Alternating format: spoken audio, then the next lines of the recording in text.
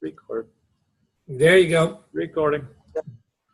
Okay, we had gotten down to, in lesson number 5, we had gotten down to the last part of that, part 15, how extremely religious. We run out of time. We was trying to finish number 5. Then we'll go with number 6. Let me get my Bible here. Since this is a Bible class, I may want to use the Bible, you know. Let's have a word of prayer, then we'll begin. Holy and righteous Father, again, we're thankful to Thee for our safe journey to this place. We ask Thy blessings upon us as we come together to study Thy Word. We especially pray for those who are traveling today that they'll have safe journeys.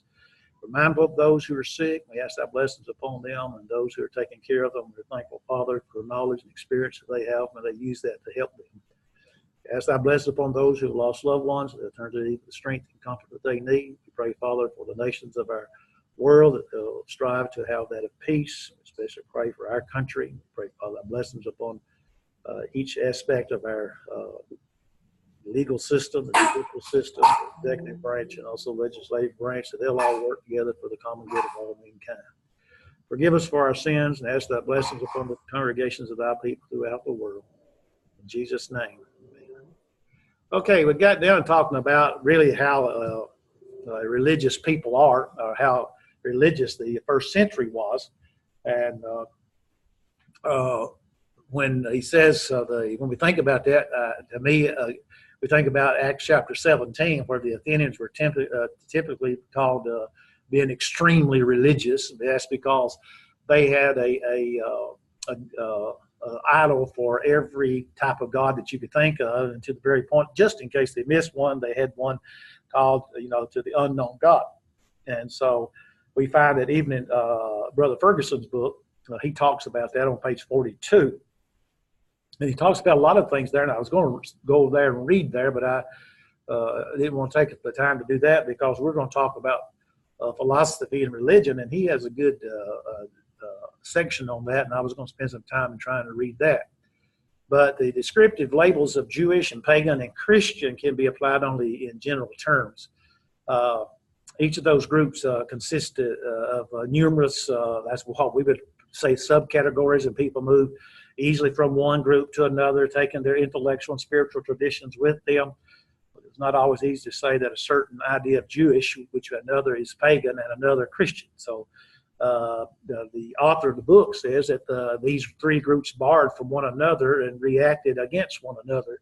Now, that's true in reference to, as we stop and think about denominationalism, in reference to the Christian groups and so forth. But according to what the Bible says, then, we did not choose things from paganism and even from that of the Jewish. Because it's just like a lot of people will say, like the Ten Commandments, that we're still under the Ten Commandments. And no, we're not under the Ten Commandments. If we were under the Ten Commandments, we'd be worshiped on the Sabbath. That is, just 9 of them. No, all 10 of them were given to the Jews for a purpose, especially the Sabbath day. So we're not under them. And the Jewish didn't get their thou shalt not kill from the patriarchal age, because Cain killed Abel. And so, but it's always most of the Ten Commandments are made reference to how that we're supposed to deal with one another. And that's always been true. That's been the moral law of God from the very beginning. Then it has specific things about our relationship with God. And so we didn't borrow from them. We just simply do what the Bible tells us to do. Now, it may be that what he might be saying, because we haven't studied about the synagogue. And truly, when we stop, and I can remember reading years ago some debates on Bible study. Years ago, we just didn't have Bible study. We came together and had worship. And in some places, they only had worship one time a day. But what they usually do in those communities, just like if we were here in, say like in Cartersville, and everybody in Cartersville that was members of the church, we knew that none of them worked on Sunday, and we would just have like one service, or say they did work on Sunday. We'd figure out a way to have one service so everybody could come. And that's what they would do in reference to in other places. And so eventually we started the idea of having Bible studies, a Bible study, Sunday school, I think as they call it, from the denominational world. And in some ways we copied that, but we have to stop and remember again, you go to Acts chapter 2, they met every day. And They went from house to house. They had studies that way. And so even the people overseas today in India and other places like that, that's what they do. They meet a lot more than we do. They spend a lot of time together on the Lord's Day. A lot of times they come together, they eat together every Lord's Day. And then when they get through eating, they go out into the village and invite people to services for the afternoon and have Bible studies and so forth. So we would find that there are some things like the synagogue where that they had classrooms in the synagogue. And so it would seem that the early church was doing the very same thing. They'd go into synagogue, and you had a big room for everybody where they would come, but yet they also had places there where they could teach the Bible to other people or have Bible classes. And so we kind of borrowed that from that, it would seem. But if we are looking for some essential differences between Christianity and the other expressions of religious faith which surround it, we might find it in the Christian insistence of knowing God is a matter of relationship. Do you know God? We ask people, do you know the Lord, and things of that sort. The idea that we say that is because we're talking about a relationship. And it's not a contract dependent upon a sacrifice or a quest for knowledge like it is in other religious things, beliefs that people have. And so because of this relationship between God and those who worship him, it was possible for his believers to grow in the faith. And that's what Paul writes in 1 Corinthians chapter 3, beginning in verses 2 and 3, and also especially in Hebrews chapter 5, because he points out in verse 12 through verse 14 there that the Jewish Christians, those people who were Jews, and then they obeyed the gospel, and then they began to kind of fade away. He says there was a time that this is a time that you ought to be teachers, but they were not teachers. So he had to go back and teach them the first principles of the doctrine of Christ. And so because they had not studied properly. And we find people that way. We find people that come to know the truth and they obey the truth. And then they may be faithful and grow, and you see the great growth in them, and maybe they quit, just give up. And then maybe years later they come back and they come in and they have some of this denominationalism that they've picked up by listening to TV or radio or their friends. And so we have to reteach them. The Greco-Roman gods lack the ability, that is, this ability to change the lives of their followers. They could offer protection for a clan or a city or immortality for the individual, but they provided no guidance for living from day to day. Now, again, we know it's a false religion, but that's what they offered. And so one had to turn to the philosophical schools, and we're going to do that in our next lesson. So that brings us to lesson number 6. That's chapter 6 in the book, since we're using the book. And I don't know if you noticed, but like I said, those of you who just got the newest notes, that you noticed that I went back and put the footnotes so that you could follow there. Chapter 5 had 4 or 5 pages of footnotes, and I thought that was kind of interesting because of much study that Mr. Bell has done. If we teach this class, or if I ever teach this class again, we will use Brother Ferguson's book because it is a great book. It goes into depth more, and it's a little bit thicker book, but we could outline it and do a better, I think, and come into a better knowledge of some of the customs and so forth for the New Testament world. But we start with this. It was lesson 6. It actually deals with the Greek-Roman philosophy. Now, we say it that way, and there's other ways I guess we could say it. But if we were to stop for a moment and we were to look at Brother Ferguson's book, Brother Ferguson in his book, and my book is tearing apart. But he starts here on page 319, and I just want to, and I know it's boring, I never like to go to a place where I can understand somebody lecturing from a book, but I actually said I'm going to read directly from this and so forth, which I read from the script over here. And so, but he talks in his on pages 319 to 395, Brother Ferguson, in his book, he talks about Hellenistic Roman philosophies. And he talks about philosophy as religion, philosophy as ethics. He shows popular philosophy and philosophy and individualism, philosophy in the social setting. He talks about the Sophists, the Socrates, Plato, all of them. He even gives them pictures of some of these fellows. And so, and it's very interesting to read it, but I just want to mention some of the things he says here. He says that philosophy in the Hellenistic and Roman periods was not the critique discipline it is in our day and time, in other words. It was actually a way of life. Now, when I stop and he says that, it makes me again to stop and think about the people in Athens when he dealt with them, and how that those people there, had every types of gods and things of that sort. But then when you turn about the Bereans and so forth, how they were ready to study the scriptures and search it. And it tells about some of those people who they just was always looking for something new, a way of life. He says the religion of many of the Hellenistic and Roman periods, especially among the educated, was philosophy.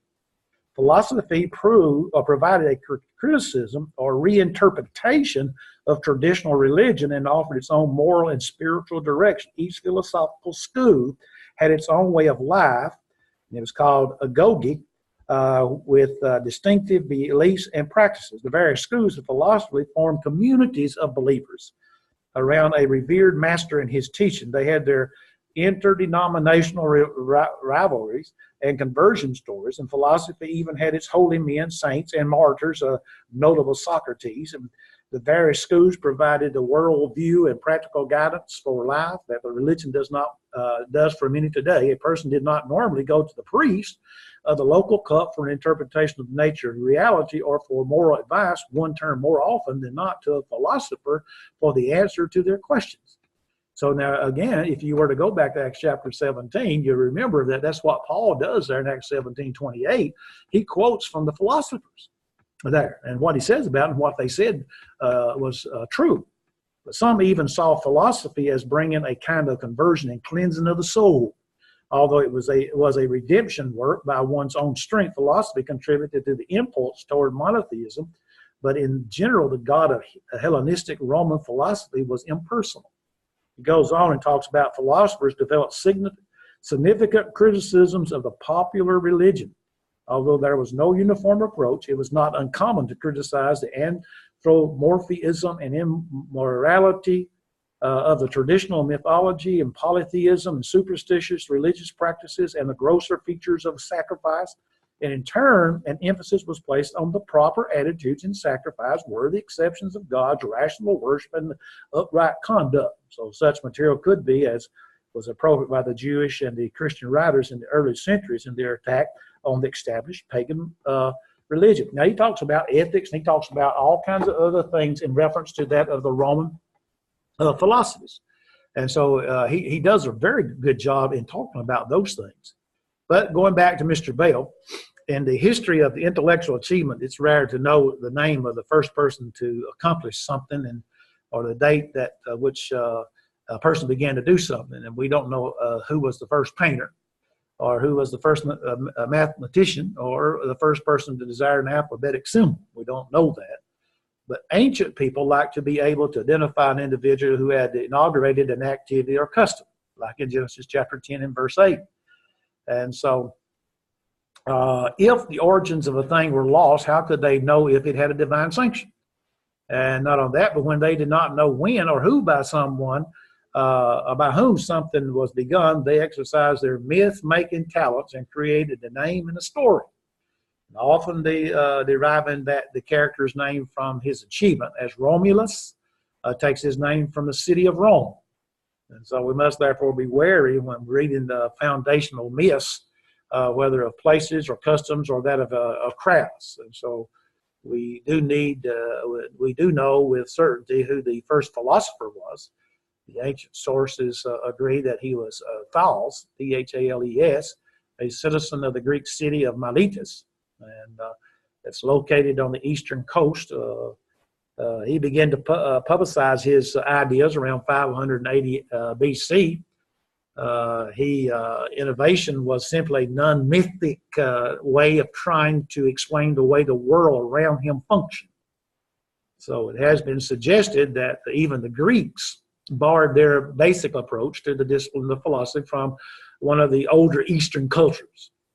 Now, such as the Egyptians, and we do understand that when the people went into Egyptian bondage, that they did accept some of their customs and so forth, and we see those show up. But we would find that the Hebrews, the idea was first suggested by the Hellenistic Jews who equated the legendary Greek poet lawgiver Musaeus with that of Moses and made a philosopher out of Abraham. But there can be no doubt that the Greeks invented philosophy. Their aptitude for it perhaps arose from their peculiar gifts in which understanding and imagination, rational and instinctive forces were united in a fruitful combination. They put all those things together and they would come up with what we would say in reference to that of philosophy.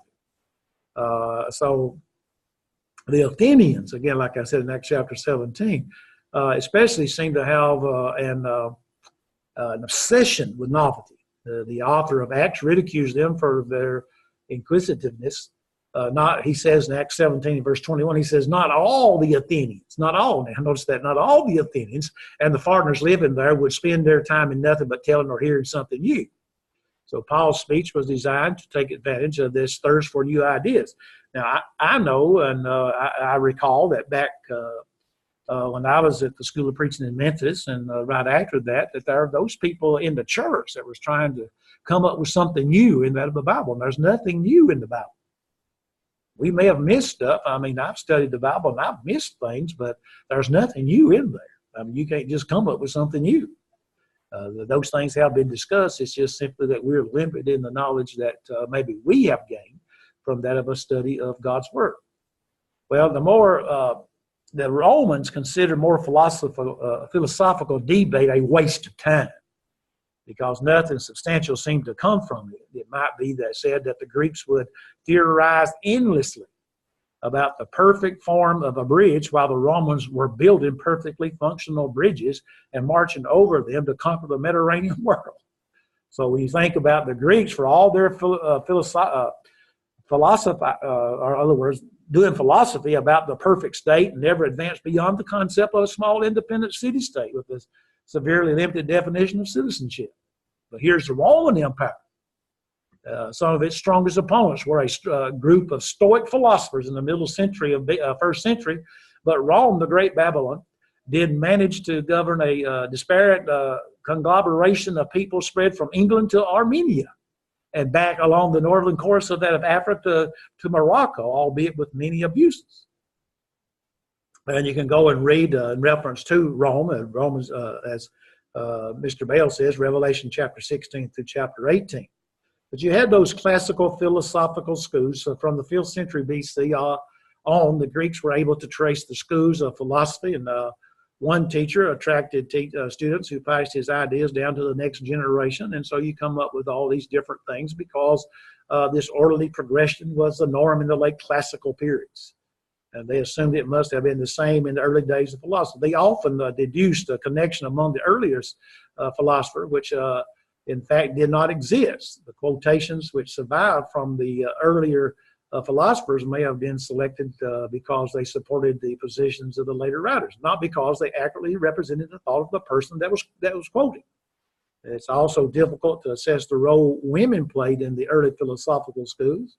Several are mentioned, such as Diotima, a teacher of Socrates, but virtually nothing can be known of them with certainty. And so with these precautions in mind, we want to look at some of the major philosophers. Now, all of us probably in our going to school, I went to a government school, as some people keeps calling all the schools that we have for government schools. I didn't go to no private school or a Christian school when I was young because I don't know if they had them then, but they probably did. But we would hear, things, but we didn't study, or I didn't study. They may have taught it and I just missed it because I was wanting to go outside and play or something or other. But, and then we got in high school and we heard some things about philosophy and some of the teachers were coming back and teaching. Right at my very end, I graduated in 1966. And around 1965, I can remember the seniors that year were doing a lot of complaining about some of the new teachers that we had.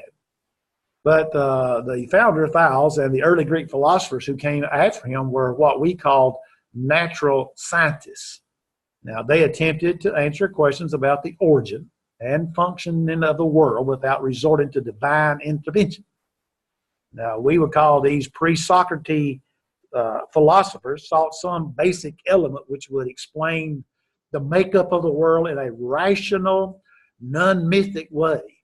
So today we have people ask this question, where did God come from? Where has God been? Just had that question asked online. Some thought the fundamental matter was water, other air, and others earth, and even others fire. There was one man by the name of Empedocles decided it was a mixture of all four of those, drawn together by creative power, eros, love, and tore apart by the destructive power, eris, strife. That's what they would say. Then we had another, Democritus and Leucippus, concluded that the answer lay in an even smaller particle of matter, the atomus. In other words, atom, the uncuttable, is what they would say, which combined with other atoms to make all forms of matter and which move randomly through infinite space. The Christian writers from the 1st to the 18th century tried to credit Moses with that idea. But remember, if you were to read the book of Genesis, chapters 1 and 2, he tells us about the creation, where all things come. As a matter of fact, in verse 1, you have all 5 scientific facts there in verse 1 of Genesis 1:1. So in addition to identifying the basic stuff of the universe, the Greek philosophers also sought to answer the question of how and why, or if, things change. To the Greeks, striving for perfection in this area, as in other areas of life, change implied a lack of perfection, and something which change was either better or worse.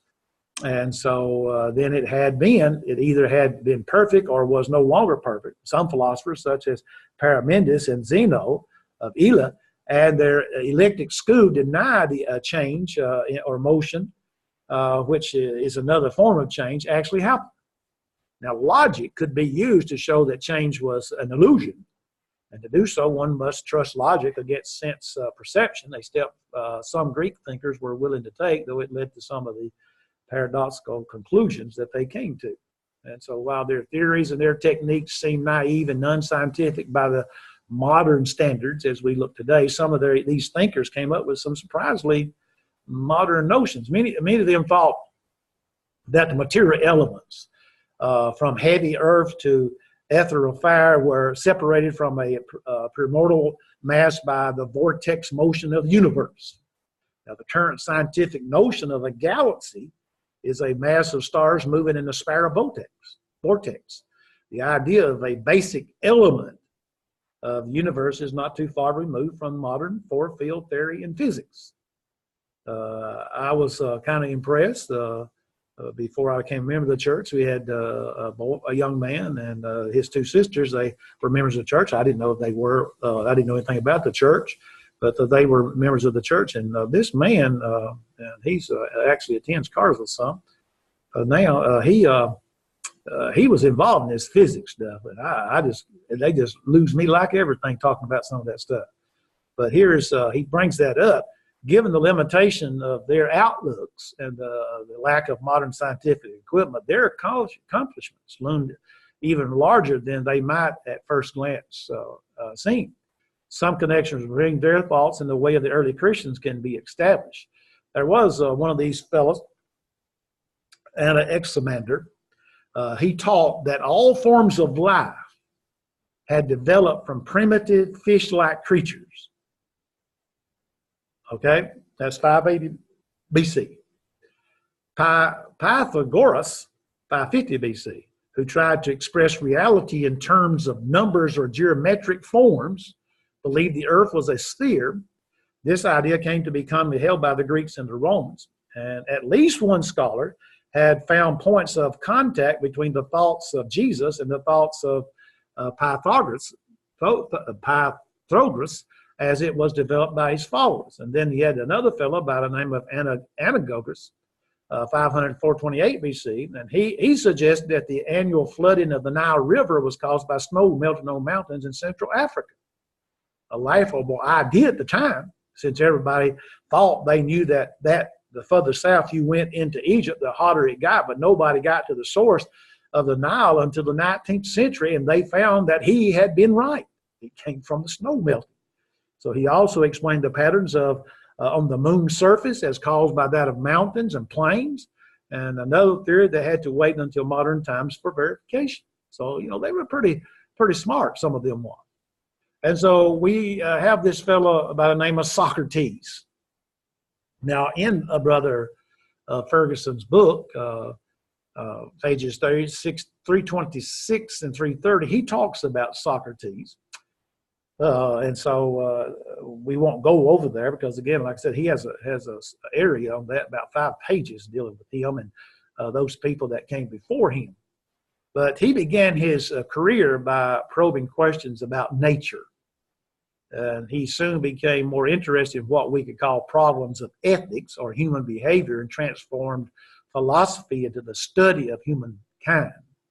So it's to Socrates that we also owe the development of the notion of the soul as an immortal part of human beings, something which continues to exist after the body dies. Now, in other words, he taught those types of things, but if he was living in 469 BC down to 399 BC, Mr. Bell and others need to realize that the immortal soul was talked about before then. If you remember Ecclesiastes 12 and verse 7, that we return to the dust and the spirit returning to God who gave it. So, you have to take that in consideration. But he brought this up, a development of that. And so, as we talked about the Olympian cult in lesson 5, they paid no attention to the survivor of individuals. And the mystery cults promised a pleasant afterlife only to their followers. And so Socrates stressed that every person had this divine spark in him, and that it is a survival as an intelligent entity is part of its nature. So he was teaching something that those mystery religions or cults did not believe. So although atheism was one of the crimes for which he was eventually put to death, Socrates thought had profound religious overtones, because closer to monotheism than his contemporaries could really appreciate. Most early Christians consider him as a proto-Christian, and his asceticism and his disdain for material things influenced Christian views on those subjects. So this strain of his thought was picked up and exaggerated by the cynics, and we'll talk some about them also. Now, Mr. Bell talks about, he says, like Jesus, Socrates wrote nothing that survived and ended his life in apparent faith.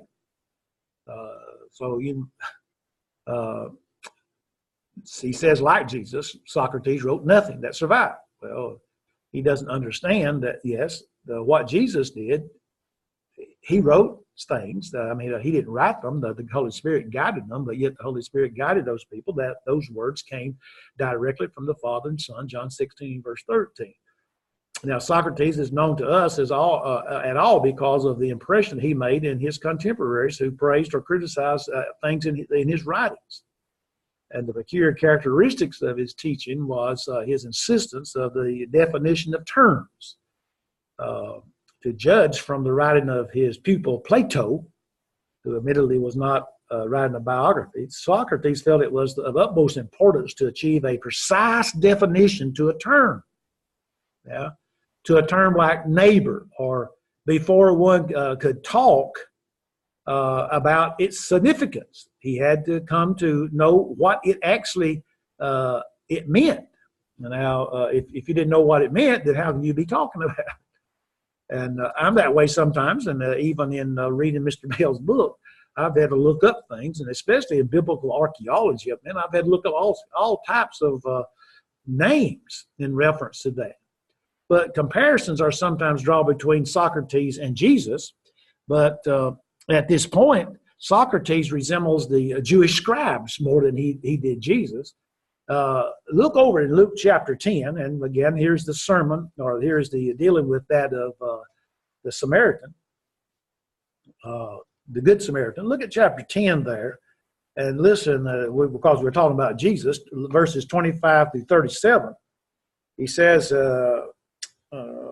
talking about, I'm getting them confused. Yeah, here we go. It says in verse 25, and behold, a certain lawyer stood up and tempted him, saying, Master, what shall I do to inherit eternal life? He said unto him, what is written in the law? How readest thou? And he answered, said, Thou shalt love thy Lord thy God with all thy heart, with all thy soul, with all thy strength, with all thy mind, thy neighbor as thyself. And he said unto him, thou hast answered right, this do, and thou shalt live. But he, willing to justify him, said unto Jesus, now watch, who is my neighbor? That's what he asked Jesus. Well, again, Socrates says, well, you need to understand what that term is.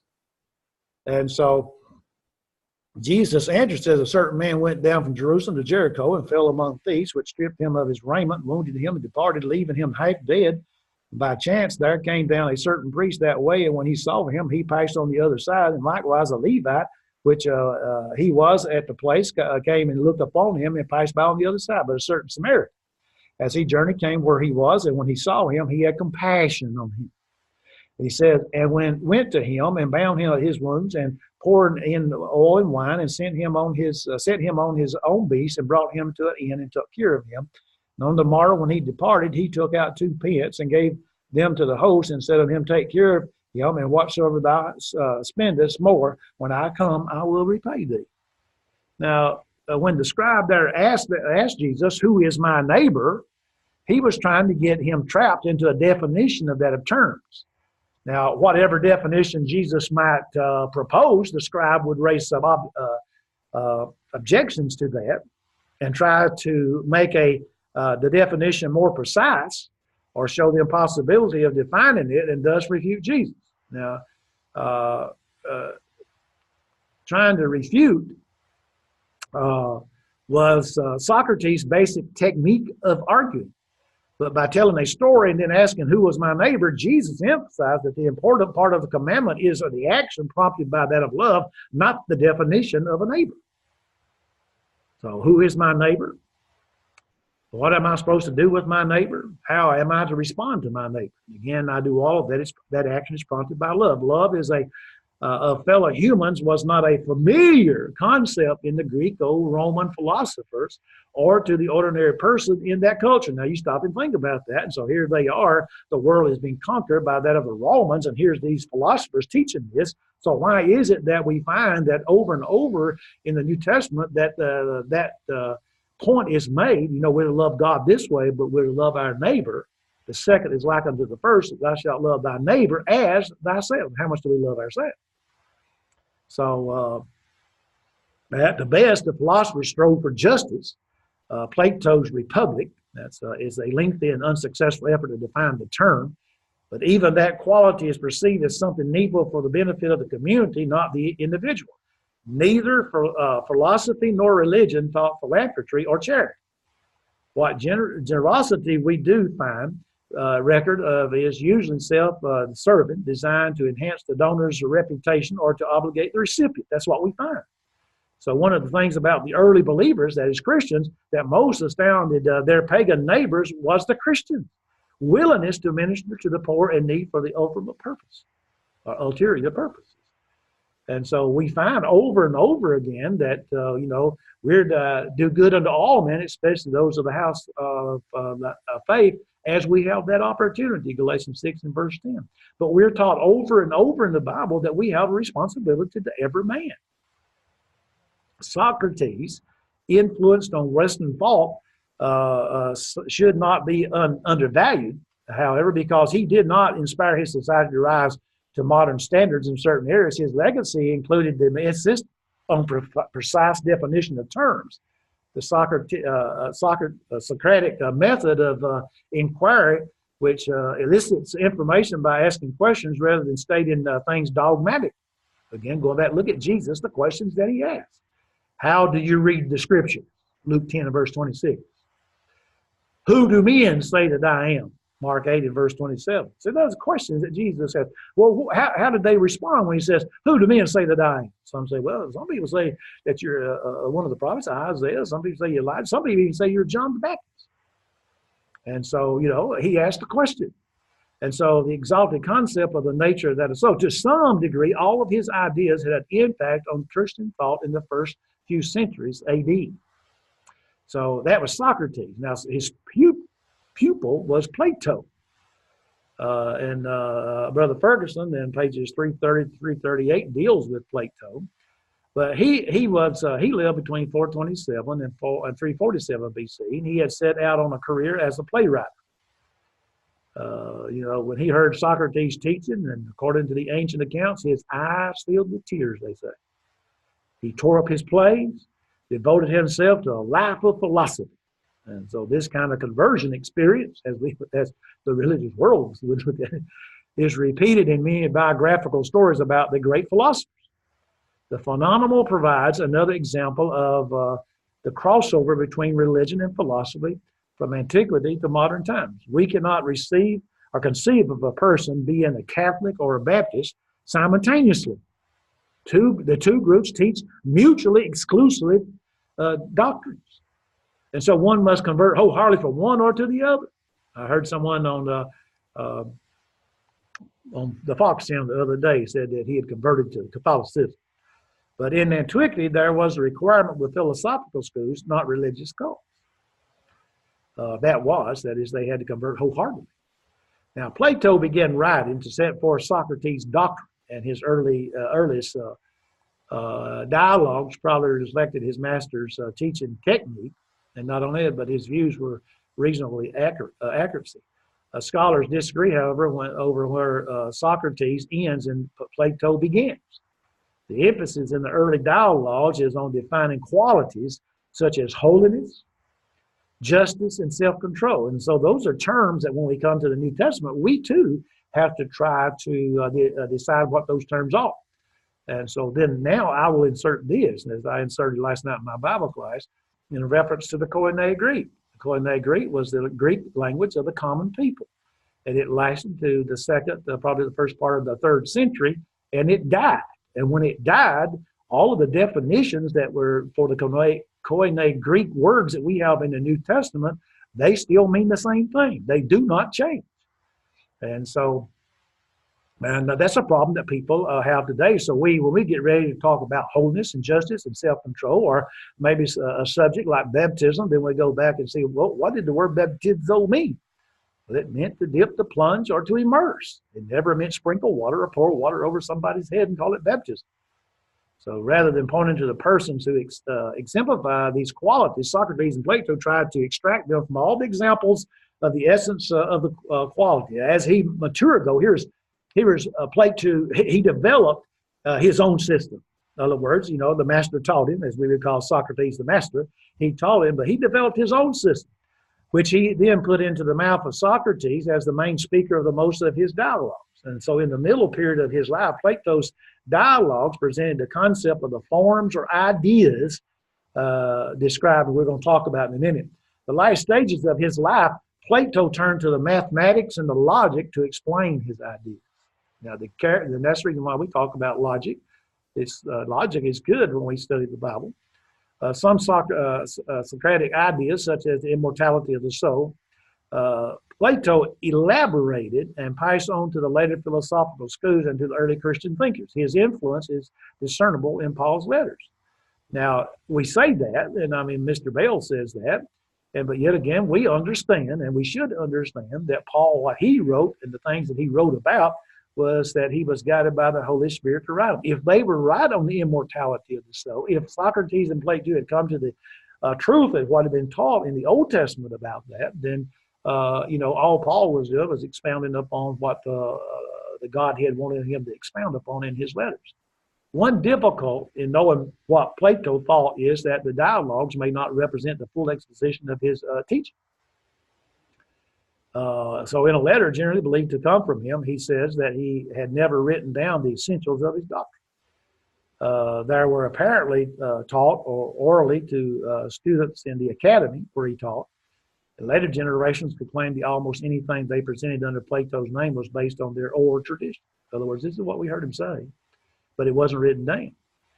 I know a person that I have great respect for. He writes, and he's made some mistakes in his writings, but yet when those things were pointed out to him, and he went back and made all of his writings, try to make them all consistent.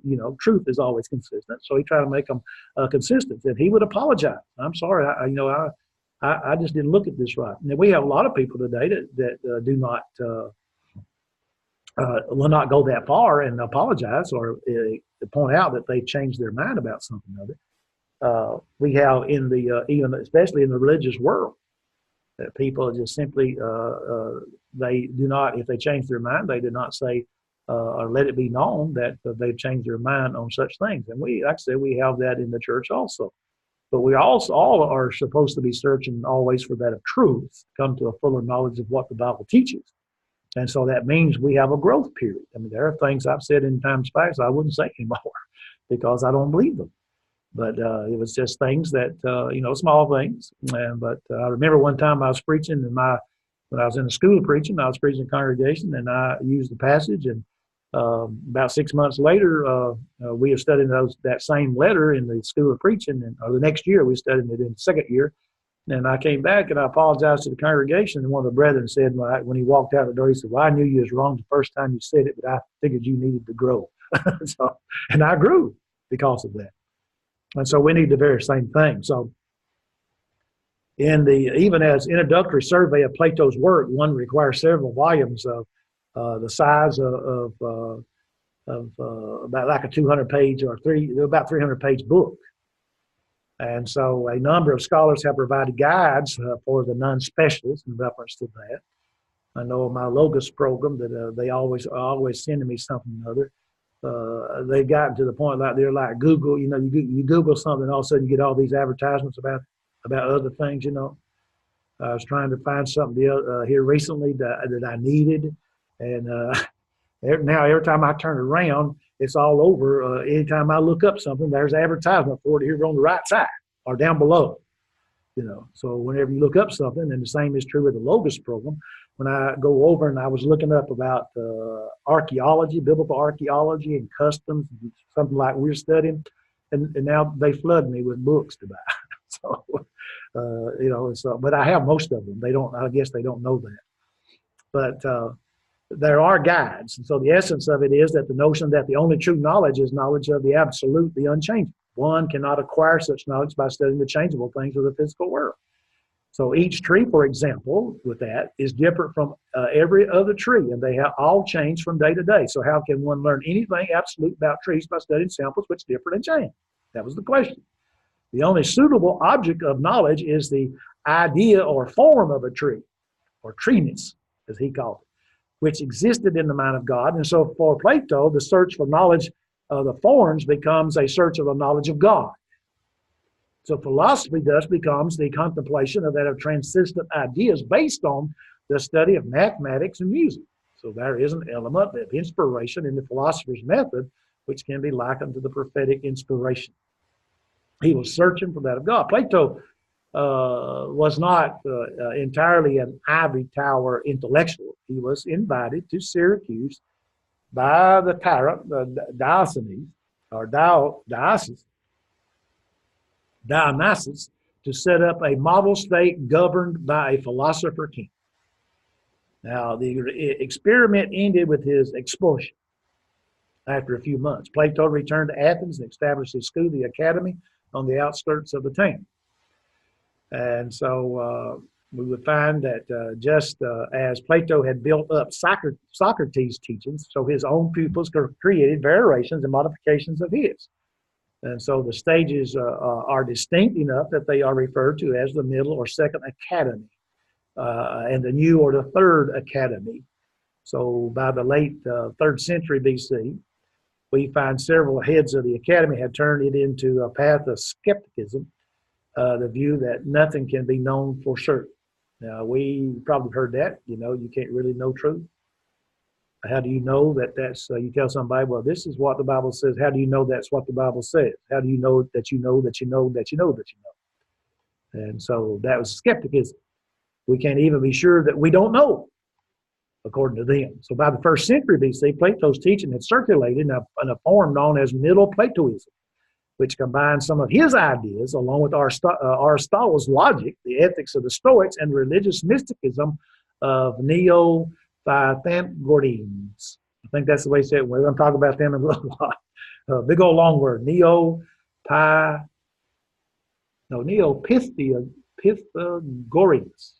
Neo-Pythagoreans.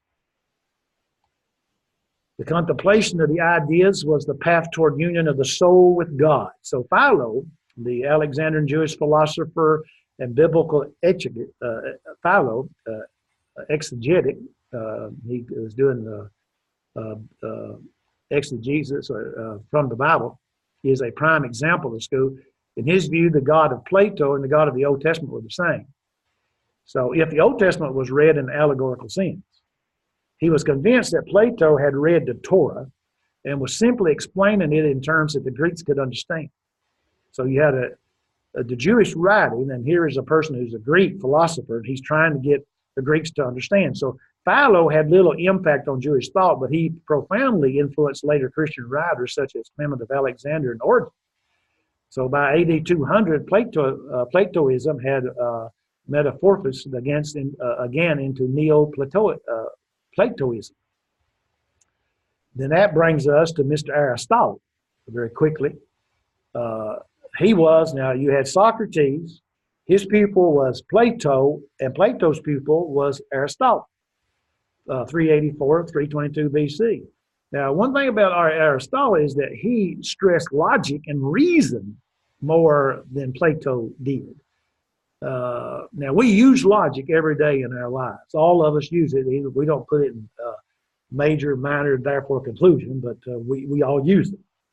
But Aristotle was also more interested in observing animals and plants than his immediate predecessors were. So instead of reasoning from the forms to the individuals like Plato had done, he tried to group things according to similar characteristics and derive some sense of world's organization thereby. So he wrote books not only on metaphysics, but also ethics and political science, but also on the heavens and on the generation of animals and on parts of animals. Everything he taught had some ultimate reason or goal for its existence.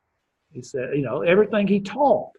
So the brain, he thought, served only to cool the body. I guess it does. We get angry as the brain tells us to cool down. As a tutor to Alexander the Great, okay, he might have an opportunity to shape the conqueror's attitude toward that government, but his influence is not discernible from what we know of Alexander. Now, Aristotle's work was little known in the later antiquity, though his rhetorical theories appear to have some impact. The Muslims, they discovered him when they conquered the Eastern Roman Empire in AD 640. Now, Aristotle's scientific outlook appealed to them much more than Plato's transcendentalism. They translated and commented upon his works, and those elaborations of his thoughts were passed on to the West after the Crusade. So for Muslims and for medieval Christians, Aristotle became the philosopher. And today, when we're taught logic in school, you go back and you pick up the things in reference to what Aristotle taught, because that's what he did. He dealt with that of logic. So that was basically an overview in reference to the Greco philosophy. Now, you have the Hellenistic philosophy, the Academy, Plato, and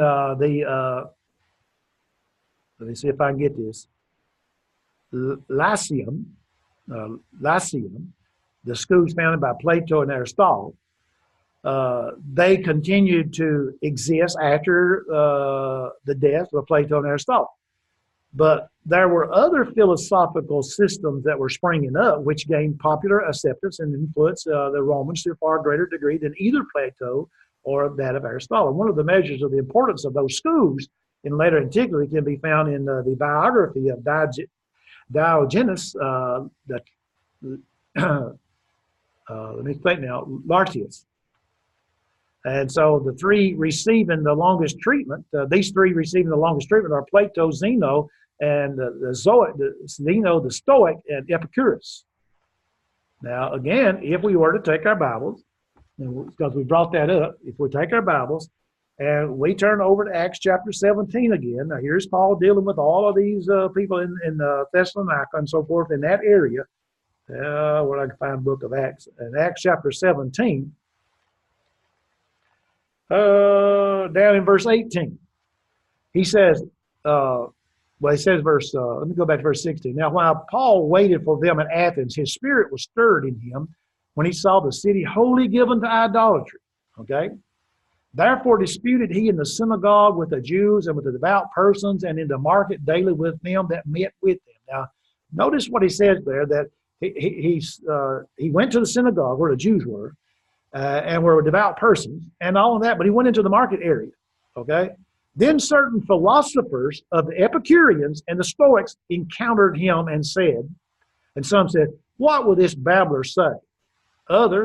Some, he seems to be a setter forth of strange gods, because, excuse me, he preached unto them Jesus and the resurrection, and they took him and brought him into Areopagus.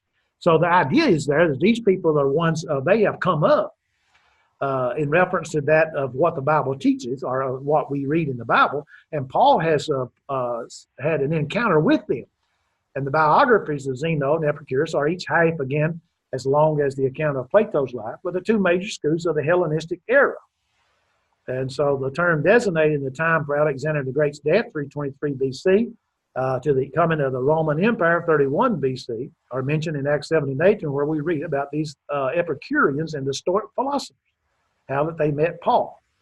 Both of those schools originated in the late century BC, 4th century BC, during Alexander's reign. And so both tried to offer some way of dealing with the sense of powerlessness, even despair. And many people felt as the various Greek city-states lost independence when they had cherished for centuries and were welded together into an empire, which also encompassed non-Greek people from the Near East. The mode of the era was fatalistic, as Alexander's successors encouraged people to believe that they could not change what was happening in the world around them. You can't change anything. And so we saw fatalism. The sign of the mood of the Hellenistic era can be seen in the rising importance of the goddess Tyche, or Fortune.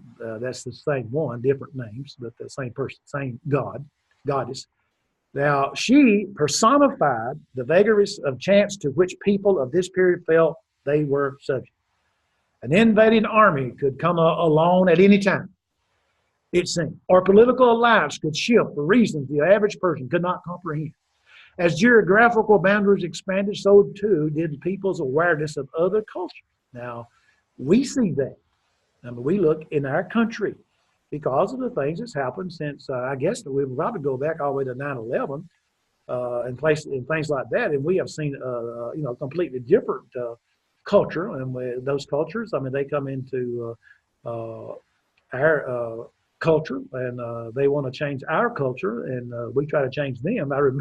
I remember we were in the school of preaching. We had a fellow come from New Zealand, and I think I told you that about him wearing a kilt.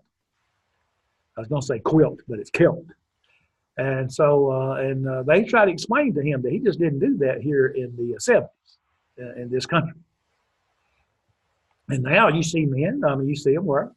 You see the Scottish people wear them when they march in bands and things of that sort. Now, probably back then, I don't remember ever seeing them. They had to tell me what a kilt was, because I didn't know what it was. I'm just a country boy. And so the old certainty that a particular way of doing things was the only way, and thus the right way, was challenged by contact with all these new customers. Whoa, you mean to tell me this is the way we've always heated water, so to speak? Oh, you mean you can heat it this way also? Well, see, it's just something that another culture had other ways of doing things. And so the sense of insecurity and the rootlessness which afflicted many people in this era made them receptive to any teacher who offered an explanation and at least the illusion of stability and inner peace. So all the Hellenistic philosophical schools claimed that their adherents would be able to maintain their tranquility in the face of any of the upheavals which characterized the life of that time. So how much Christianity and Judaism were affected by this type of environment is still an open question. But it can be argued that the influences was superficial, limited vocabulary and imagery, and did not extend to the essentials of doctrine. And yet others looks at that and sees the extensive influence of Hellenistic philosophy on Judaism and on various aspects of the Christian thought. Though we're going to examine the schools separately, the Epicureans and the Stoics, we're going to look at them just when we come back from break. We should remember that the prevailing tendency among the Hellenistic philosophers, though, was eclecticism, that is, the borrowing of ideas and vocabulary from one another, uh, uh, even across the boundaries of the schools. In other words, it's not unusual to find the Stoic Seneca quoting Epicurus to point a view or to prove a point, or Cicero, a follower of the Academy, citing a grab bag of philosophical opinions in his dialogues. And so that's what they did. They just simply would reach across the boundaries of their own schools and pick up those things. Now it's 7:26 or 7:36, and we'll come back because I'm not going to start, and then we'll have to stop. We'll talk about the Epicureans. So we'll take a break. Any questions? Did Lawrence ever show up? I see your head. Lawrence.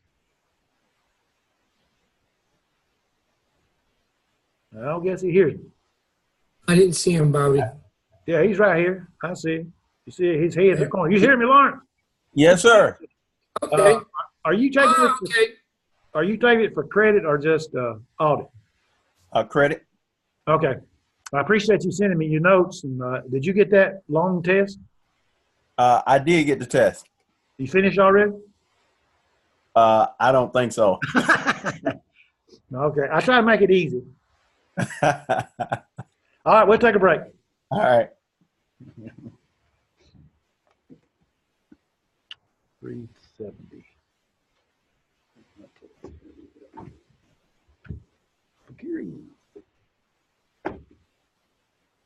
Ooh, that's album fast.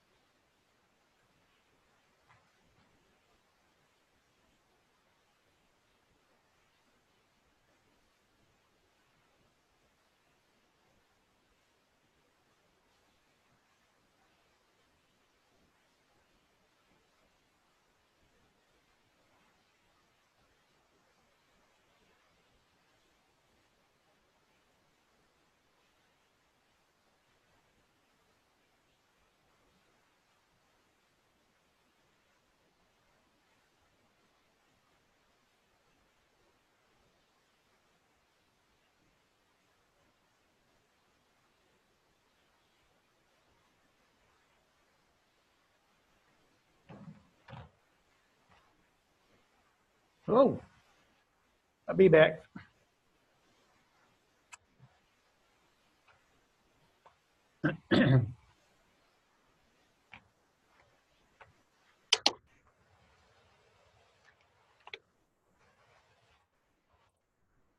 Okay, we're down with the Epicureans. Brother Ferguson on page 370 to 379. He deals with the Epicureans, and not only that, but he even has a statue picture of the Epicureans, and he deals with a lot of their issues there, and it would be, again, I think probably a more in-depth study than what we have on our outline. But Epicurus lived between 341 to 270 BC, so you can see that the influence that they had, because the Apostle Paul is in Acts chapter 17, he refers to them. So he attracted a small group of disciples to the garden of his home in Athens, and so the school is often called the philosophy of the garden. So, but his school was a close-knit community, and they were secluded from the mainstream of Athens, and therefore an object of suspicion. Now, again, stop to think about Athens, and so here is Paul in that area in Athens. So women, even the prostitute women, were accepted into their membership. The groups sometimes their licentious behavior earned it a reputation which has dogged the name throughout the centuries. That is, their devotion to Epicurus himself was as intense as adoration bestowed upon that of the divinities. In other words, we talk about Caesar worship and things of that sort, and how dedicated the people were to the Caesars. So that's about the way it was with that of Epicurus. There are numerous statues of Epicurus that were created and were used, and more like a cult. And they were actually proclaiming that of the school's ideas. But after his death, no successor appeared. So his ideas did not undergo the kind of evolutionary development, as we would say, which had altered the teachings of the other philosophers. Because again, you had Socrates, you had Plato, and then you had the others that Socrates, which came along. So that did not happen. The Epicurean school was thus, in one way, the most conservative of all of these philosophical schools. His philosophy had been most generally and completely misrepresentative of all the ancient schools.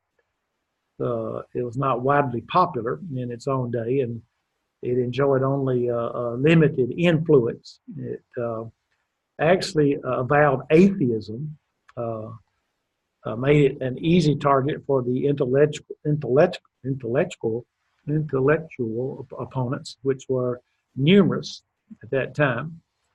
And so one particular point of criticism seems to have been that Epicurus's appearance or acceptance of women to his circle of friends. And so we find it difficult to evaluate his thought today because so much of his writings have perished. But by Diogenes Laertius says that Epicurus eclipsed all before him in the number of his writings. And so, and that his works contain no quotations from the earlier thinkers. And so it's Epicurus himself who speaks throughout.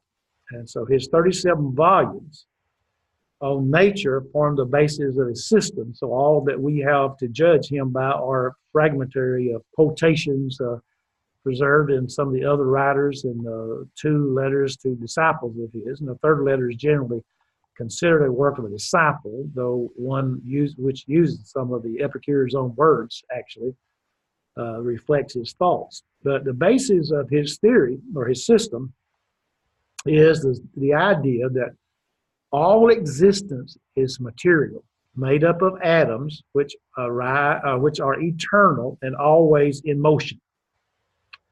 Now, this motion is not caused by any outside force, but arises from the natural weight of the atoms. Their downward motion is sometimes altered by the swerve, an unpredictable sideways movement which causes one atom to collide with another. So this seems to have been the only way Epicurus could introduce the concept of free will into the otherwise entirely mechanistic, well, I can't say the word, mechanistic,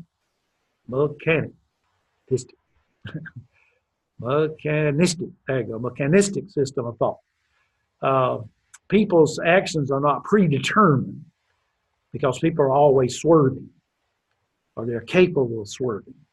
So this was the Epicurus view. Even the gods and the human soul were material.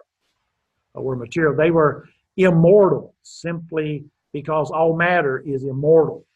But this did not mean that they could always exist in their present form. In the book, there is a little picture about Epicurus' view of creation. So he says, and I read there, this is from Lucretius on the nature of things. He says, granted that I don't know the ultimate origins of things, I would dare to affirm from the way that the world is organized and to demonstrate from many other arguments that no divine power created this world for us. So there is no God. So great are the idea there. So great are the flaws built into it. But to begin with, a great part of what the sky covers is taken up by mountains and forests full of wild animals. Rocks and wide marshes cover some of it, and the sea, which holds the shores far apart. Almost 2/3 of it is rendered useless for humans by burning heat and bitter cold. Of the land that is left, nature would cover it with weeds and thorns if it weren't for human resistance. We must constantly bend our backs to the hoe and turn out over the soil with a heavy file. Even then, the plants which we do encourage to grow with such great labor are either scorched by the sun or nipped by the rain and frost, or the blast of the wind batter them to the ground. Now, that's his view of the world. In other words, he gives his view of creation. Now, Epicurus taught that pleasure was the ultimate purpose of life. That sounds like 2019 of the United States of America. But by pleasure, he did not mean self-indulgence.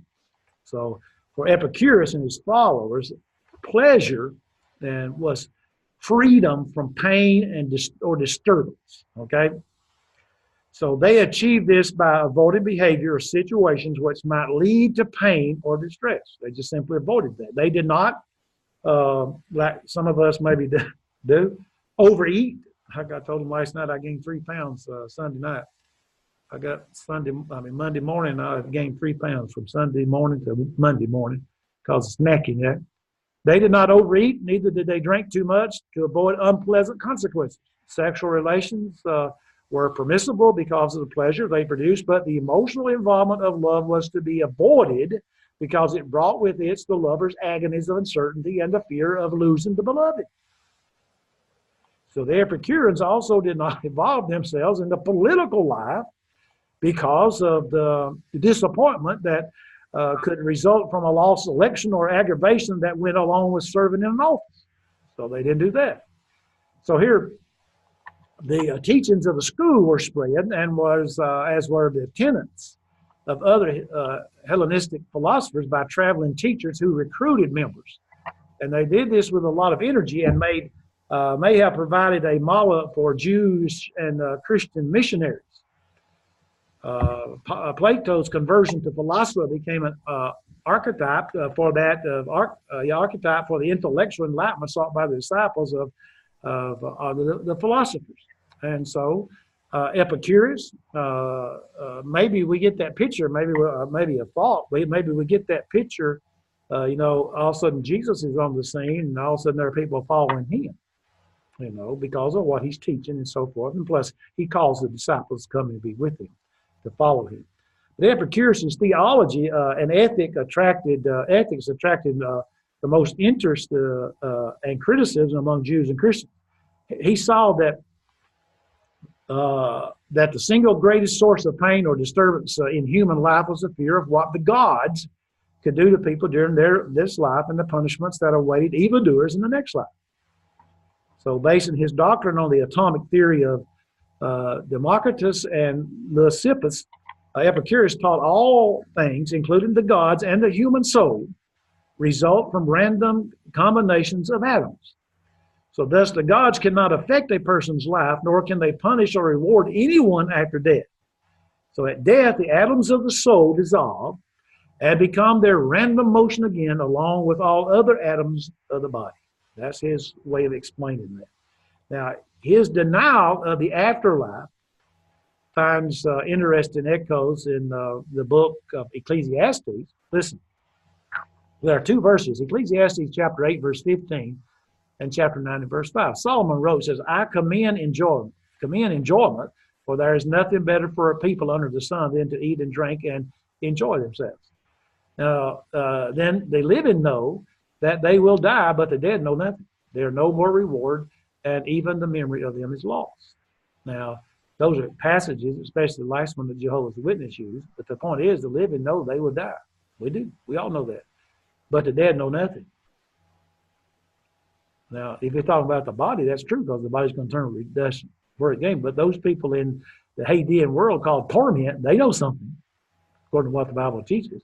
He says even the memory of them is lost. Jehovah's Witness, they say that, we'll return back as animals and things of that sort. But the memory of them, there are people, our forefathers. Do all of y'all know your forefathers' name and birthday and how they died? No, their memory is lost unless you go look it up. And that's the point that he's trying to make in Ecclesiastes. Some Old Testament scholars date this book about the 3rd century BC and have found evidence of the author's awareness of Epicurus, and if not, it's direct influence on him, and that is not true. So Epicureanism is essentially a passive philosophy.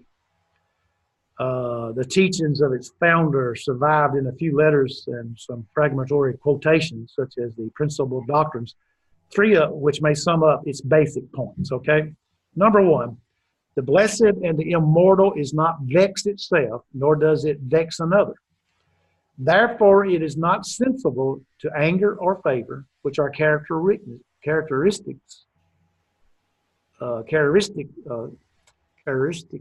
of weakness. Number 2, death means nothing to us. Something which has been dissolved feels nothing. And what has no sensation is of no concern to us. Number 3 says, by removing everything that causes pain, we reach the boundary of pleasure. Wherever there is pleasure, and for as long as it lasts, there is no suffering or grief. So that's what's basically sum up what he's saying. But contrary to the modern popular reception of it, his ethical system stresses simplicity and freedom from the desires of material goods. In one fragment, Epicurus strikes a curious note, as we would say. In 1 Timothy chapter 6 and verse 10. Now, I don't know what version of the Bible he uses, but I don't. 1 Timothy chapter 6 and verse 10 says, for the love of money, and he uses what it says, to love money unfairly gained is wrong, and to love money fairly gained is shameful. King James says, for the love of money is the root of evil, which while some covet after, they have erred from the faith and pierced themselves through with many sorrows. And so Epicureanism was never as popular among the Romans as among the Greeks. In the last 2 centuries of BC, the Romans were too politically active and too busy acquiring an empire to be much interested in philosophy that denied the validity of all that they were doing. So one Roman attracted it, though, was the poet Lucretius. Around 50 BC, in his long poem on the nature of things, attempted to present the Epicurean's viewpoint to Latin readers. It's valuable to us because it preserves more of Epicurus's teaching than the surviving fragments of that philosopher's own writing, and so which we've already pointed out in what we read a while ago. If you note the parallel to the sentence handed down to Adam in Genesis chapter 3, beginning verses 17 through 19, the church at the time objected to this point and the works of Epicurus because of their denial of divine providence and their lacks of morality. And so yet many Christians found Epicurean argument against the existence of the pagan gods to be useful in the defense of their own faith. And so that's the points of Epicureanism. Then you have the Stoics. Again, Paul quotes both of them in Acts chapter 17. Now, in the book, page 354 to 369, the brother Ferguson, he deals again with the Stoics and deals with them more so. Notice I said about 16 pages he dealt with the Stoics. So the only branch of Greek philosophy that appealed to the Romans was the Stoicism. And probably because of its austere doctrine exalted some of the virtues the Romans had long venerated, such as justice and harmony. And so lacking any ethical base in their religion, the Romans had personified some of these qualities and built temples to them. So the ground was prepared, in a sense, from the appearance in Rome of the first philosopher of Platoism and the Stoic. In the early 2nd century, the younger generation received Greek philosophy with enthusiasm, but some of the conservatives attempted to drive the philosophers back to Greece so that Roman youths could give attention to Roman laws and magistrates as they used to think, according to Plutarch. Now, again, remember we talked about the Roman laws and so forth, and how that they're kind of strict in reference to that. The founder of the Stoic school was Zeno, who was first followed Crates, the Cynic. And Zeno's school was known as Stoicism because he originally taught in a stoa, that is in Athens. So Zeno himself was a Semite, a native of the town of Citium on Cyprus, and his doctrine can be compared to certain facets of the Old Testament thoughts, like the Epicureanism. Stoicism took a passive, fatalistic view of life, though it did not counsel withdrawal from public life. The only thing that mattered in Zeno's view was virtue, passion, possession that made one wise, and therefore, if you're wise, guess what? You're happy. And so that's what he believed, is what he taught. That was his virtue. Zeno held that the gods, and above them fate, remember that word, govern everything that happened in the world. And so people could not change anything by their actions. That's just fate.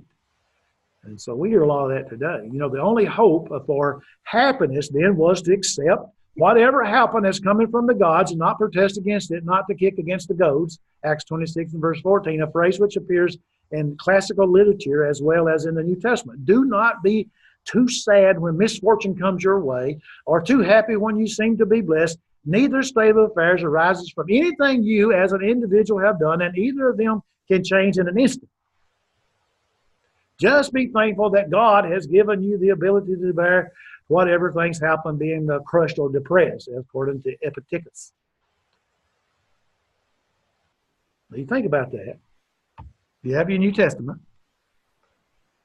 Turn over to Philippians chapter 4 and watch this in verse 11 beginning. Philippians 4.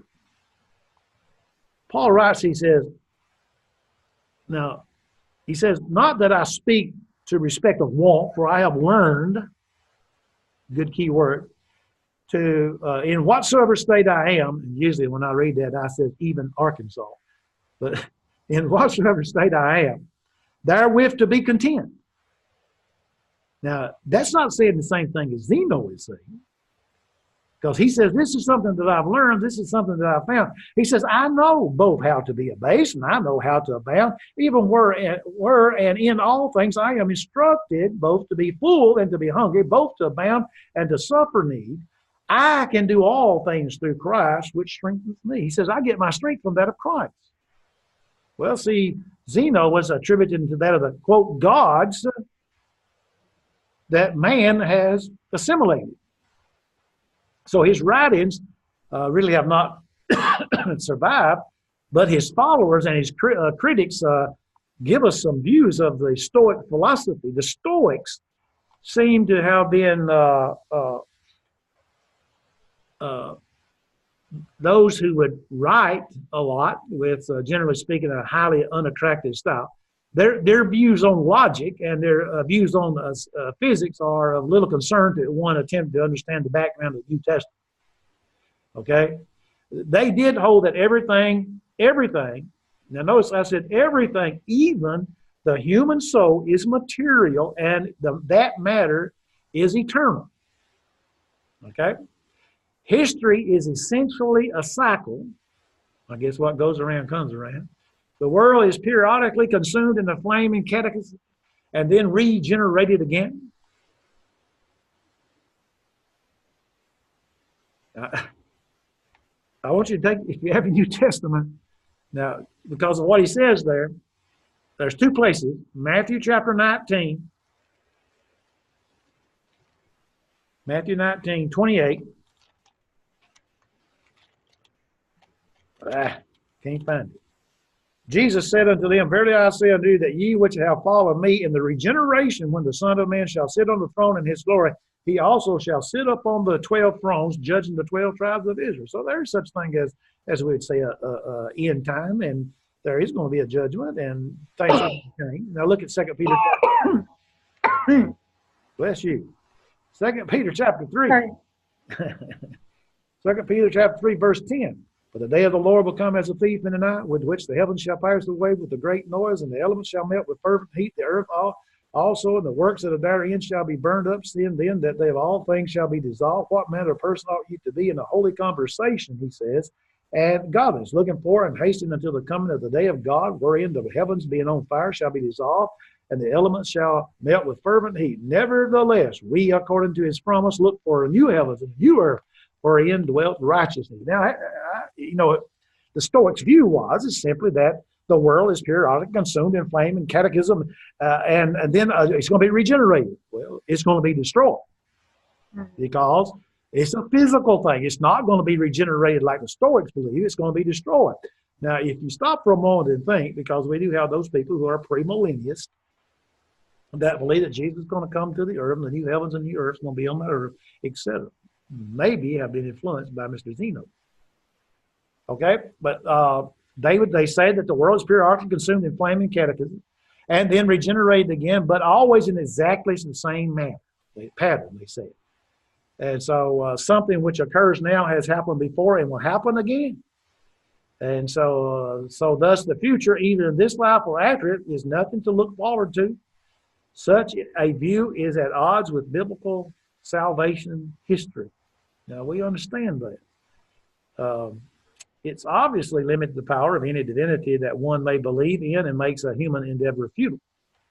Stoics also believe that everything in the universe, even evil, works toward a common good. You know, we look at that passage and we quote this passage and we use it a lot. Romans chapter 8 and verse 28. What does he say there? And most people don't get it. But in Romans chapter 8, down in verse 28, and we know that all things work together for good. To who? To them that love the Lord. Who are the ones that love the Lord? The ones who do the commands that God has given us. To them that love God, to them who are called according to his purpose. His purpose. That's God's purpose. And so also closely akin to the Christian thought is the Stoic idea of the natural revelation, the argument that God's existence and activity are evident in the working of the universe. You can look at the universe and see Acts chapter 17, verses 22 through 21. There's Paul dealing with all those people had gods for everything. He called them back. And what did he call them back to? If you go back to Acts chapter 17, look down in verse 22. And we find that Paul there says to them, then Paul stood up in Mars Hill and said, "You men of Athens, I perceive that in all things you're too superstitious. For as I passed by," and he talks about their devotion. But look verse 24. God that made the world, he says, the one that you're worshiping, the unknown God, whom therefore you ignorantly worship, him declare unto you, God that made the world and all things that are in, seeing that he is the Lord of heaven and earth, dwelleth not in the temples made with hands. That just got rid of all their idols because of what he said. Neither is worship with men's hands as though he needed anything, seeing he giveth to all life and breath and of all things, and have made one blood all nations of men for to dwell on the face of the earth, and have determined the times before appointed and the bounds of their habitation, that they should seek the Lord, if happen they might feel after him and find him, though he be not far from every one of us. For in him we live and move and have our being, as certain as also of your own poets have said, for we are the offspring of God. For as much then, he said, as the offspring of gods, we ought not to think of the Godhead as like something like gold, silver, or stone graven by art and man's devices. In the times of this ignorance God winked at, but now commandeth all men everywhere, he says, to repent. And so he points those things out to us in Acts chapter 17. And yet, when you think about Paul's speech there, it contains, it echoes the theme, that theme. And so we would find that the Stoics, Stoic ethics have more appeal to the modern mind, at least on the surface, and a certain kinship with some points of that of Christian doctrine. The Stoics, they preached an ethic of the life lived in accordance with nature, downplaying the value of the material wealth. Seneca, for example, held that good does not result from evil, but riches result from greed. Therefore, riches are not good. Now, believing that, however, did not prompt him to divest himself of his vast wealth, and he has often been accused of being a hypocrite. And we see a lot of people like that today. I mean, people have, and they, we were talking about someone today made some reference to that, how that we have people in Washington, D.C. that they make all types of hypocritical things. They say we shouldn't do this or we shouldn't do that, and they turn around and do it and don't think anything about it. But the true Stoic was to regard such things as indifferent. That is, having them or not supposed to make no difference in one's quality of life. So the call to pursue philosophy could bear a certain resemblance to what Jesus said to that of his disciples. Here, when you read Luke chapter 9, Luke chapter 12, Luke chapter 9, the latter part of that into chapter 10, where he calls upon them, verses 1 through 40, and then you go out, and there are just certain things they're supposed to carry with them and so on. And so you're going to be a disciple, then you deny yourself and follow me. But he didn't mean to deny. You remember Peter was one of his followers, and Peter had a wife. I know he had a wife because he had mother-in-law. You don't have a mother-in-law unless you got a wife. So we know he had a wife. And we know he had to provide for them. And so it didn't mean that they just, became indifferent about everything. But they were to be a disciple. They were to follow after him. So to the credit of the Stoics, they did treat, and they had slaves then, and they did treat their slaves more humanely than most of the Romans did, because they realized that being a slave was an accident of birth or a result of some political or military misfortune over which the individual had no control. Now, again, being a slave was an accident of birth. That is, the idea there is, what I gather is, because your parents are slaves, therefore you're born into slavery.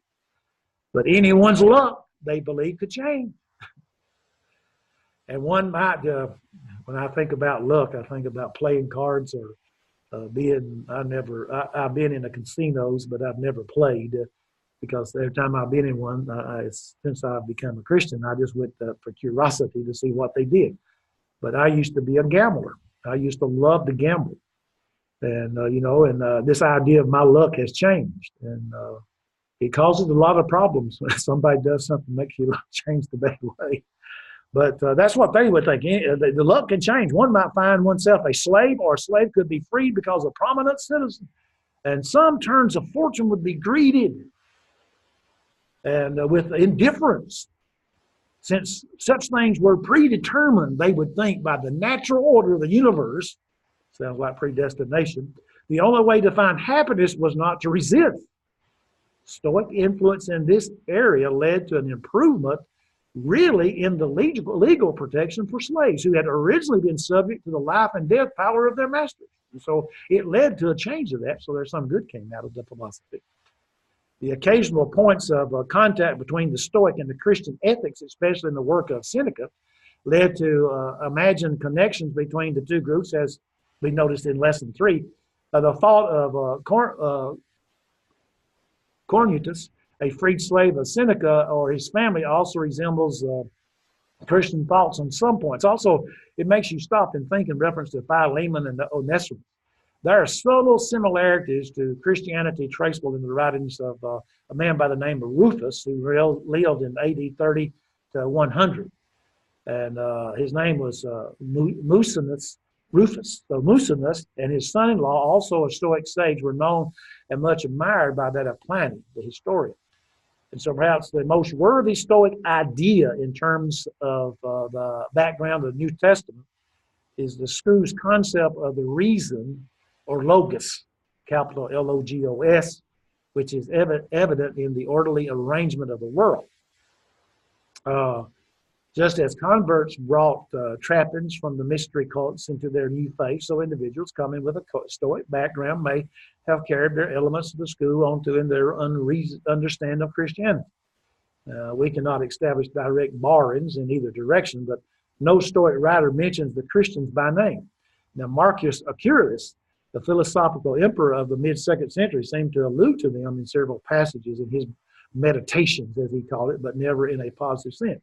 Now, when he makes his point that that you bring things in, when people obey the gospel, you're teaching a person the gospel of Christ, and you teach them, yes, there is a God, and there's proof of God, and therefore they come to know that there's God, and that Jesus Christ is the Son of God, that the Holy Spirit got given to guide the apostles into all truth and other things, the reason for the Holy Spirit. But yet they come to believe that the Bible is the Word of God, and then we point out to them all these different things, but we don't teach them everything. We teach them what to do to become a Christian, and how to worship, how the church is organized. That's basically what we teach them. And then they come in and they don't understand about evangelism and edification and how things work in some ways, and therefore so they bring these things in. And then sometimes they're met with opposition because there is no biblical reason why we should do things that some people do.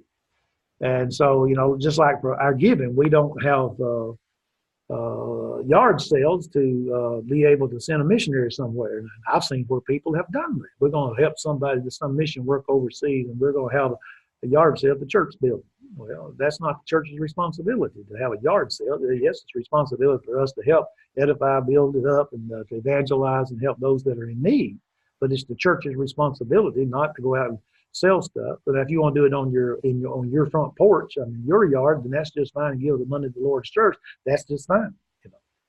We had a couple that they were charged with an unlawful thing. Well, I said unlawful thing. They were accused about breaking the law, and it was proven in court that wasn't the case. But they run up a big old lawyer bill that they could not pay.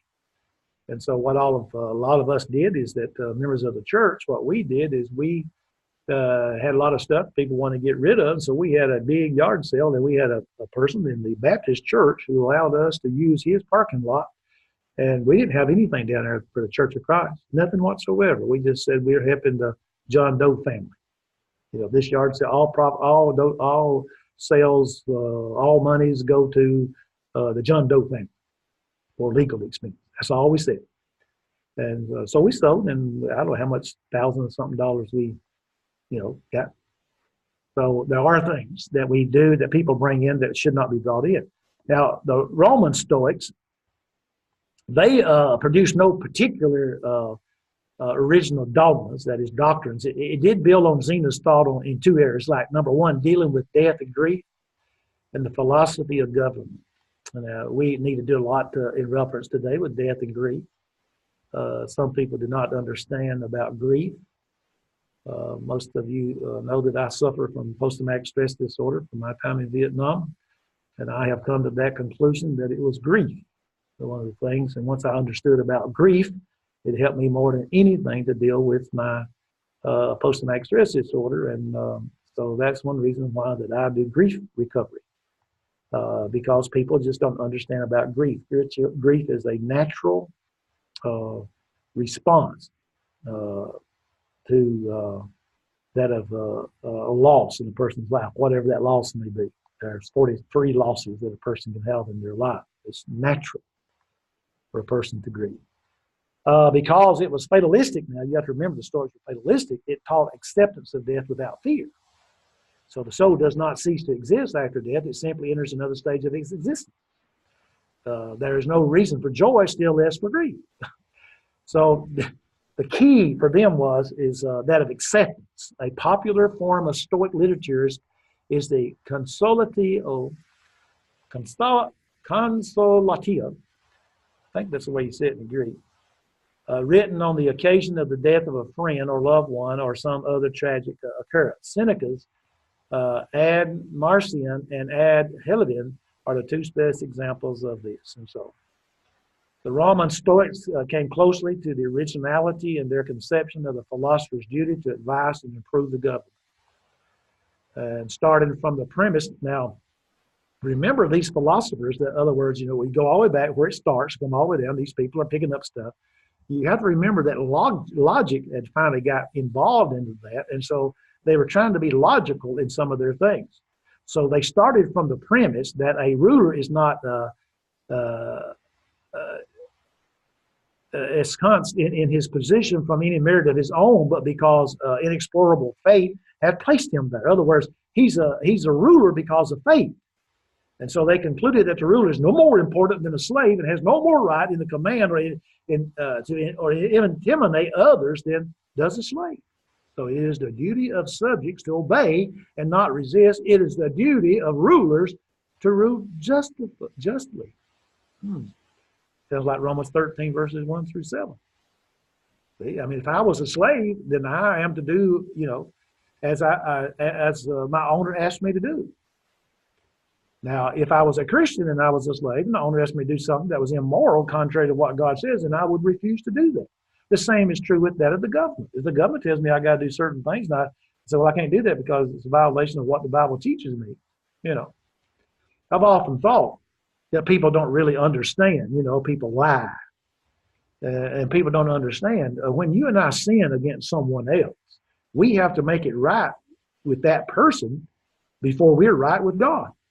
That's what the Sermon on the Mount teaches, that if we bring a gift to God and realize we have all against our brother, we're to leave our gift at the altar and go to the brother and make things right. And some people tell things, and they say, you mean I got to go tell these people that I wronged them? I said, well, yes, you have to do that if you wrong people. Now, I've wronged people. They're dead and gone. There's nothing I can do about it, You can't do anything about those things. But as you see people, and I remember that there are times when people bring things up that I did back when I was a teenager. And I said, well, we may have had a lot of fun doing that, but that was not the right thing to do. And it wasn't. And I admit that. And sometimes I'll just make that point and says, I'm sorry that I acted that way in front of you. Please forgive me for that. Well, Bobby, we were all. Well, I understand that. I said, but, And so we need to realize that because we are to obey God rather than man. The same is true in reference to all the commands that He's given. But you see, not all rulers, even though the Stoics believe this, but all rulers heard this message, but they didn't hear it gladly. So from time to time, especially late in the first century, the Stoics expressed firm opposition to the emperors. And so in the effort to improve that, Domitian, and that says BC. It's not BC because Domitian reigned in AD. I'll change that to AD. That's one I missed. Domitian drove them out of Rome in AD 93, exiling them, some of them, and not only that, but killing some of them, executing them. And so in one of his letters, Pliny describes his efforts to stand by the victims. Excuse me.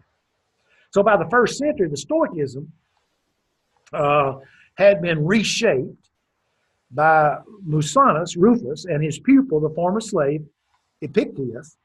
And so they stressed inner detachments from external problems and concerned at the potential divinity of the human soul. And since all people are assigned their lot by faith, and since they all are part of the world soul, Epictetus knew only one simple obligation: the general love of human beings. All human beings are brothers and sisters, which require that they be treated with love and respect.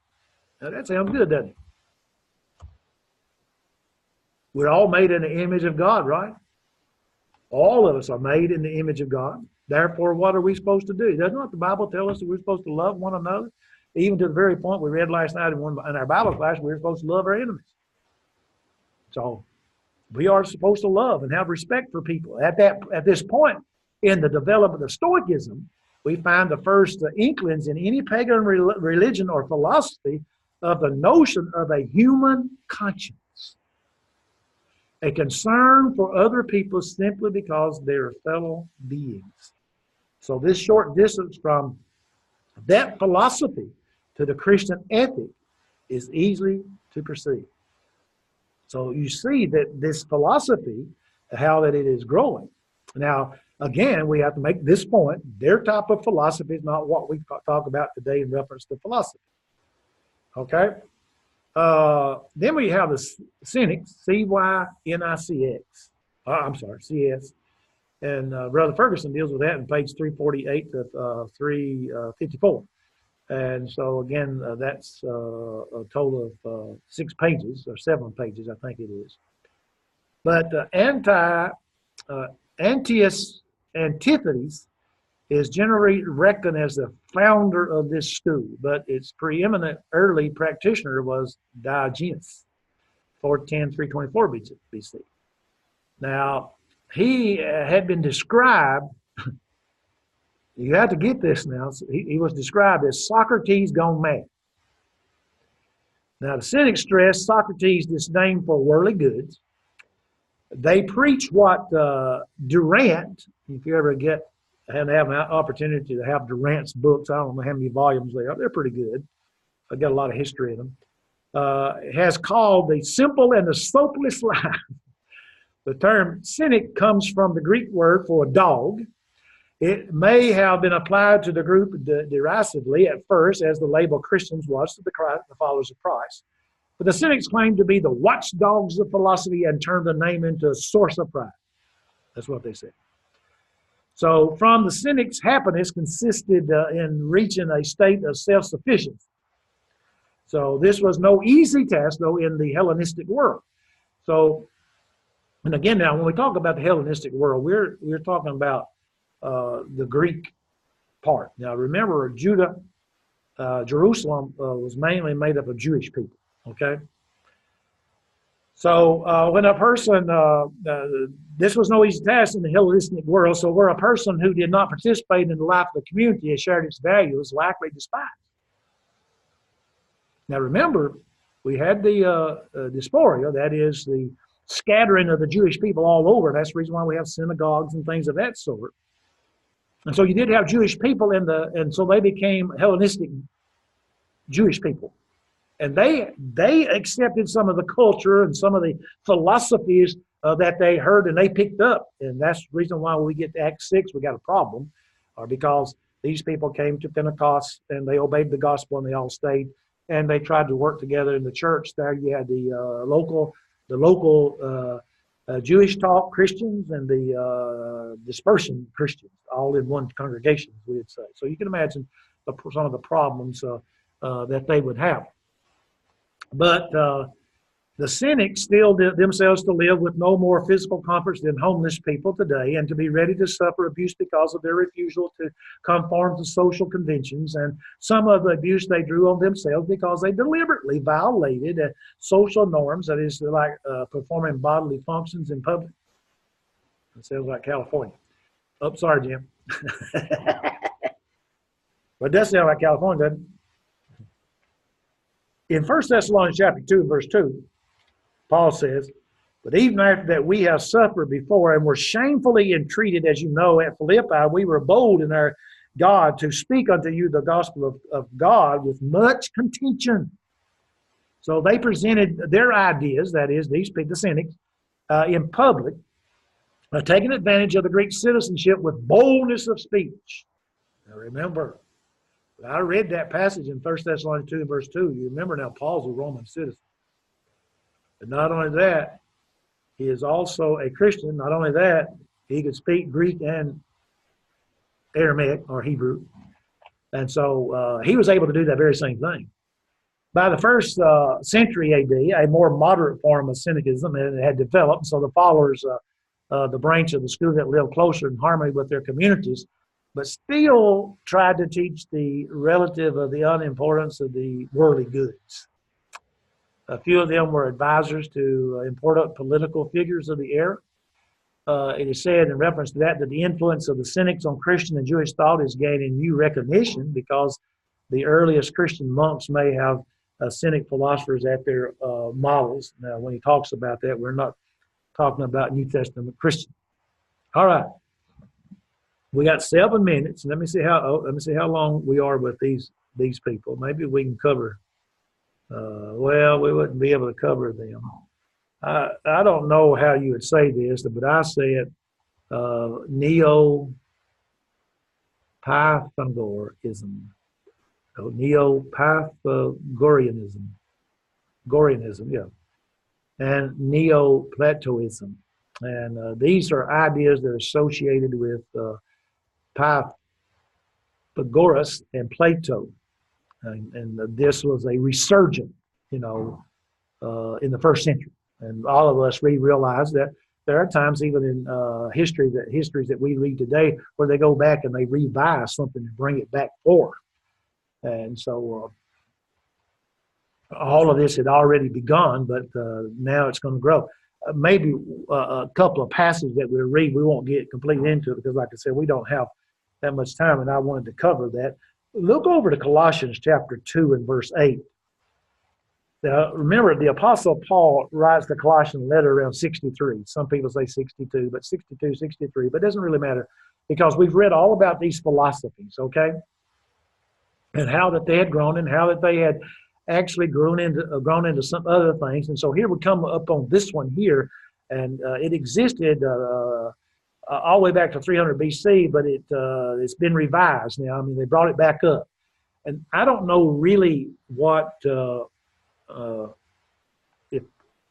philosophy Paul is talking about, but in Colossians 2 and verse 8, he makes this, he says to them, he tells them, if you go back, he talks about in chapter 2 there, he talks about how our hearts are, that their hearts might be comforted, being knit together in love and all riches, full assurance, understanding, acknowledging of the mystery of God and the Father in Christ, in whom are hid all the treasures of wisdom and knowledge. And this I say. Now notice all that, notice all the philosophies now that we have studied what Paul is saying there, in whom we are hid all the treasures of wisdom and knowledge. And this I say, lest any man should beguile you with enticing words. Now, he says all of that. He says, these enticing words. For though I be absent in the flesh, yet am I with you in the spirit, joy and beholding your order and the steadfastness of your faith in Christ. As ye have therefore received Christ Jesus the Lord, so walk ye in him, rooted and built up in him, established in the faith as ye have been taught, abounding therein with thanksgiving. Then he says this now. Beware lest any man spoil you through philosophy and vain deceit, after the traditions of men, after the rudiments of the world, and not after Christ. For in him dwelleth all the fullness of the Godhead bodily. Now, it may be, it seems to me, that because of all what we have studied thus far, that the Apostle Paul is simply pointing out to them because philosophies were there. There are those different communities and different renewal of these things, but especially now with this Pythagoreanism and this Neoplatonism.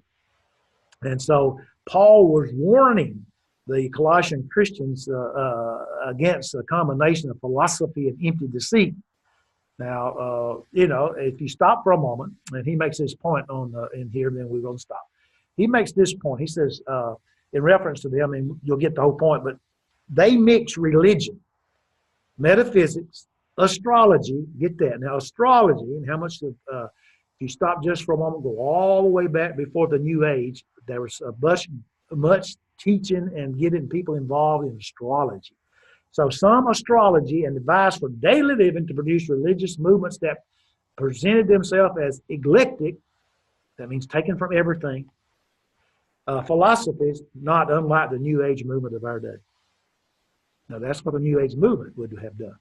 They've taken everything, and gone beyond. So Paul warned them of that. So we're going to start there in point number 11. If you have the note, well, you don't have the notes yet, do you? Now next week be March what? Ain't my birthday yet. Well, it'll be the 7th, right? Shake your head this way. I know I get y'all shake y'all's head. Now, y'all remember March 12th is my birthday. So it'll be 2 days after my birthday on. Let me make a point here right there. So I know I made this last week, made this point on my notes, and I was studying, and it just so happened that I closed this, and I had saved it and everything, but I couldn't find my date. So where to start? Okay, Lawrence, make sure you do that easy test. I will. And so y'all have a good night. Appreciate you being online. Steve ever get home? Oh, well, he was going to a hotel, but he must not have gotten to the Oh, okay. Well, maybe he can start watching this and go to sleep and just soak in. All right. Thank you. Y'all have a good night. Enjoy it. Be Night, Brother careful Bobby. driving home, Bobby. All right, I will. Thank you. Bye. Night. I'll see you later. Bye.